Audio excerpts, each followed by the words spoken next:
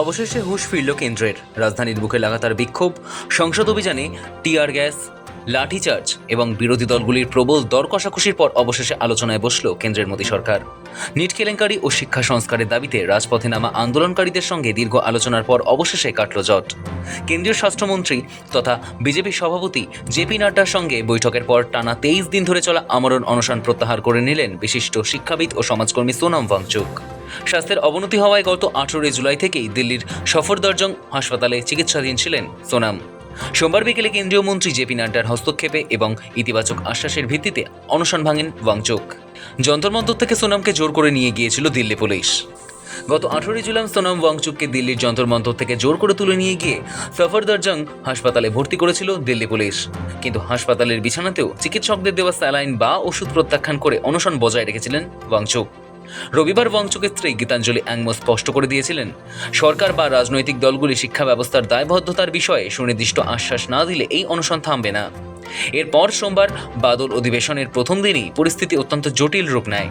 NEET কেলেঙ্কারির প্রতিবাদে কেন্দ্রীয় শিক্ষামন্ত্রী ধর্মেন্দ্র প্রধানের পদত্যাগের দাবিতে পুলিশি নিষেধাজ্ঞা ও 163 ধারা উপেক্ষা করেই সংসদ অভিযানে নামে ককরোচ জনতা পার্টি।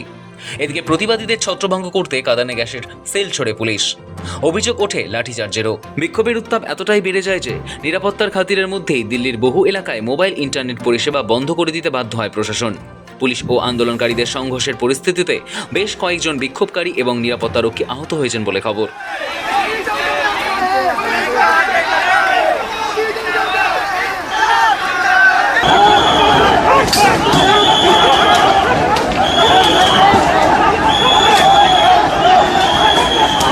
কি হলো সোমবার সারাদিন? সকাল 11:50 আন্দোলনকারী এবং ককরোচ জনতা পার্টির প্রতিনিধি দলের পক্ষ থেকে প্রথম সরকারের কাছে আলোচনার প্রস্তাব পাঠানো হয়। বিকেল 4টে কেন্দ্রীয় মন্ত্রী জেপি নাড্ডার সঙ্গে আন্দোলনকারী প্রতিনিধি দলের দফায় দফায় দীর্ঘ কয়েক ঘন্টার আলোচনা চলে। সৌহার্দ্যপূর্ণ পরিবেশে চলা এই বৈঠকে প্রতিনিধিরা সরকারের কাছে তাদের লিখিত দাবি জমা দেন। বিকেল 4:30 বৈঠকের পরেই সরকারের তরফ থেকে পজিটিভ ইঙ্গিত মেলে এবং অনশন প্রত্যাহারের সিদ্ধান্ত নেন ওয়াংচুক। সৌহার্দ্যপূর্ণ পরিবেশে আলোচনা হয়েছে জানালেন জেপি নাড্ডা। বৈঠক শেষে যৌথ অগ্রগতির কথা জানিয়ে এক্সে পোস্ট করেন কেন্দ্রীয় মন্ত্রী জেপি নাড্ডা। তিনি লেখেন, আন্দোলনকারীদের তরফ থেকেই প্রথম সরকারের কাছে আলোচনার প্রস্তাব আসে। বেলা 11:50 থেকে কথা শুরু হয়। অত্যন্ত সৌহার্দ্যপূর্ণ পরিবেশে দীর্ঘ আলোচনা চলে। প্রথমে তাদের প্রতিনিধি দলের সঙ্গে বিস্তারিত মৌখিক কথাবার্তা হয় এবং বিকেল 4টে নাগাদ তারা লিখিত একটি আবেদনপত্র তুলে দেন। নাড্ডা আরও যোগ করেন, তিনি আন্দোলনকারীদের প্রতি আবেদন জানিয়েছেন তারা যেন তাদের ধর্ণা অবস্থান তুলে নেন এবং প্রশাসনিক পরিবেশ স্বাভাবিক করতে পুলিশ ও প্রশাসনকে সাহায্য করেন। অভিজিতের অনশন ভঙ্গের পর ওয়াংচুকের সিদ্ধান্ত। সোমবার সকালেই আন্দোলনকে গতিশীল রাখতে হাসপাতাল থেকে পাঠানো সোনামের বিশেষ বার্তায় সাড়া দিয়ে নিজের অনশন প্রত্যাহার করেছিলেন ককরোচ জনতা পার্টির প্রতিষ্ঠাতা অভিজিৎ দীপকে।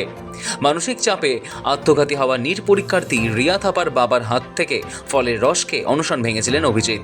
তার কিছুক্ষণ পরেই সংসদ অভিযানের চাপে বাধ্য হয়ে আন্দোলনকারীদের সঙ্গে মুখোমুখি আলোচনায় বসে কেন্দ্র, যা শেষ পর্যন্ত সোনাম ওয়াংচুকের 23 দিনের দীর্ঘ লড়াইয়ের সফল ইতি টানল। তবে অনশন উঠলেও শিক্ষা ব্যবস্থার আমূল পরিবর্তন এবং পরীক্ষার স্বচ্ছতা নিয়ে কেন্দ্রের দেওয়া আশ্বাস কতটা বাস্তবায়িত হয় সেদিকেই এখন তাকিয়ে গোটা দেশের ছাত্র সমাজ। ব্যুরো রিপোর্ট, সময়, কলকাতা।